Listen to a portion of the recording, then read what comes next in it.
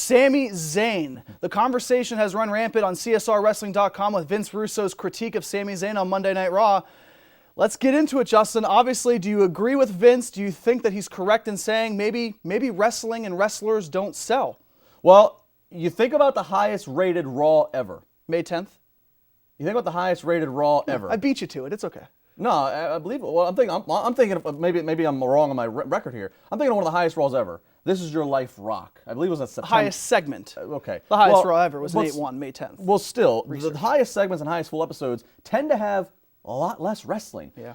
We all love the great in-ring bell-to-bell action, but the reality is what draws. WWE is that entertainment company. They are going after they're going after multiple audiences, not just the pure wrestling audience.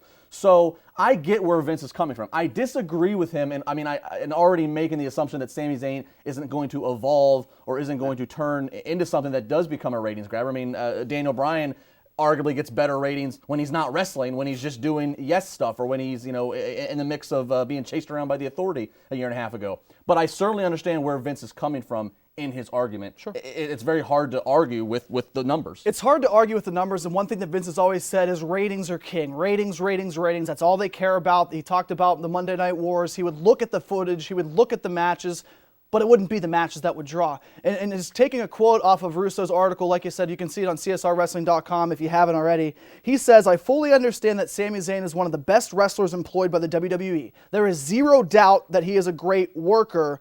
But as my friend, the Disco Inferno, eloquently put it, wrestling doesn't draw, and that was proven once again."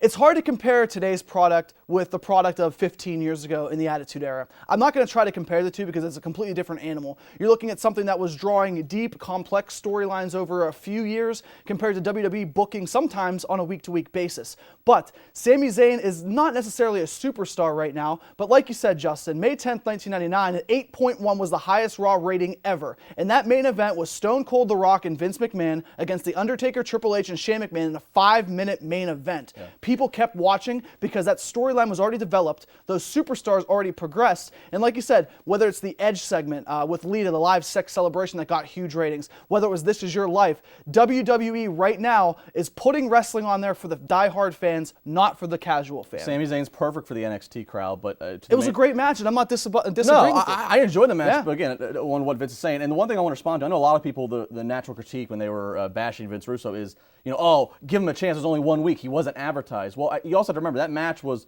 multiple segments. Sure. So if people aren't carrying over, if they're not, it's not like it was just a quick 2-minute thing. If they gave 15 minutes of time and they took some commercial breaks, gave people a chance to hook into it, and if they still weren't hooking into it, that might say something. And I'm sure Sami Zayn's going to do fine in his WWE career. But again, let's remember this was Montreal, his home ground. That's why they did it. Exactly. And Bret Hart adds a little flavor to it. But let's see how he does the next time he's on the main roster when they're in. Little Rock, Arkansas. Right, exactly. The same as does the guy who's Canadian and speaks Arabic get over in Little Rock, Arkansas? We'll come to find out.